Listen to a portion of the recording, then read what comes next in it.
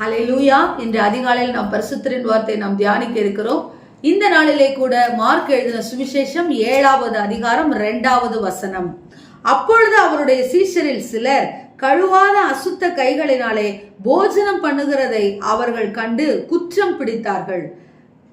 ஆம் தேவஜனமே, இந்த உபவாச நாட்களிலே இருக்கக்கூடிய நாம் முதலாவது நாம் எதெல்லாம் பாரம்பரியமாக எண்ணிக்கொண்டிருக்கிறோமோ இப்படி எல்லாம் நடக்க வேண்டும் என்று சொல்லி வேத சட்டங்களை விட்டுவிட்டு மனிதர் போடுகிற சட்டங்களுக்கு நாம் கீழ்ப்படுகிறோமோ அதிலிருந்தெல்லாம் நாம் வெளியே வருகிறவர்களாய் நாம் இருக்க வேண்டும்.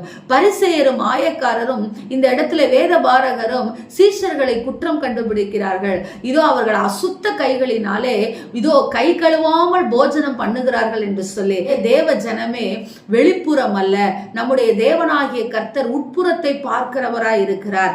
வெளியரங்கமான காரியம் அல்ல. எனவேதான் அவர் உன்னுடைய உபவாசம், உன்னுடைய ஜெபம், உன்னுடைய தர்மம் அந்தரங்கத்தில் நீ செய் என்று சொல்லி நமக்கு கற்றுக் கொடுத்திருக்கிறார். வெளியரங்கமான பாரம்பரியங்களை நாம் விட்டுவிட்டு வெளியரங்கமாக நாம் அனுசரிக்கிற எல்லா சடங்குகளையும் விட்டுவிட்டு தேவனுக்கு பிரியமானவர்களாக அவருடைய வசனத்திற்கு நடுங்குகிறவர்களாக நீங்களும் நானும் இருக்க வேண்டும் என்பதே இந்த உபவாசத்தின் குறிக்கோளாய் இருக்கிறது.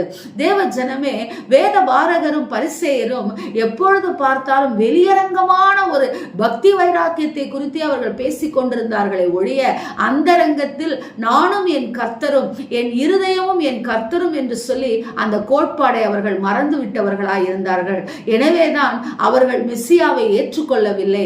ஓய்வு நாளையும் இதோ ஆபிரகாமை குறித்தும் அவர்கள் பெருமை பாட்டினார்களே ஒழிய இதோ உலகத்தில் வந்து எந்த மனுஷனையும் பிரகாசிப்பிக்கிற ஒளியான அந்த மெய்யான ஒளியிடத்திலே அவர்கள் வராமல் போய்விட்டார்கள்.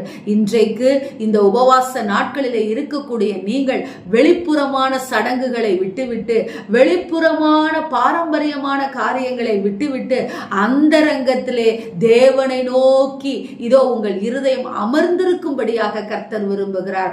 தேவனை நோக்கி உங்கள் இருதயம் காண வேண்டும். உங்கள் சிந்தனை தேவனை நோக்கி இருக்க வேண்டும். உங்கள் பேச்சு தேவனுக்குரியதா இருக்க வேண்டும். 40 நாள் மாத்திரம் அல்ல, ஆயுள் காலம் வரைக்கும் நாம் தேவனோடு நெருங்கிய உறவுள்ளவர்களாய் நாம் இருக்க வேண்டும் என்பதே தேவனுடைய விருப்பமாய் இருக்கிறது. எனவே தேவ ஜனமே, வெளிப்புறம் அல்ல உட்புறத்தையே கர்த்தர் விரும்புகிறார். வெள்ளையடிக்கப்பட்ட கல்லறைகள் அல்ல, நாம் தேவனோடு நிற்கிற தேவ தூதர்களாக நாம் இருப்போம். நிச்சயம் கர்த்தர் நம்மை ஆசீர்வதிப்பார். ஆமென். ஸ்தோத்திரம். எங்களை நேசிக்கிற எங்கள் நல்ல தகப்பனே, இந்த நாளிலே நாங்கள் கேட்ட வார்த்தையின் பிரகாரமாக வெளிப்புறத்தை சுத்தமாக்க நினைக்கிற நாங்கள் எங்கள் உட்புறத்தையும் சுத்தமாக்குகிறவர்களாய் இருக்க எங்களுக்கு கிருபை கொடுங்க. பாரம்பரியத்தினாலும் வீணான சடங்குகளினாலும் நாங்கள் உம்மை விட்டு விலகி செல்லாதபடிக்கு ராஜா தகப்பனே, உம்மோடு நெருங்குகிறவர்களாக உம்முடைய வசனத்திற்கு கீழ்ப்படுகிறவர்களாக நாங்கள் இருக்க எங்களுக்கு கிருபை கொடுங்கன்னு சொல்லி ஜெபிக்கிறேன் நல்ல பிதாவே. ஆமேன். Praise the Lord. Hallelujah.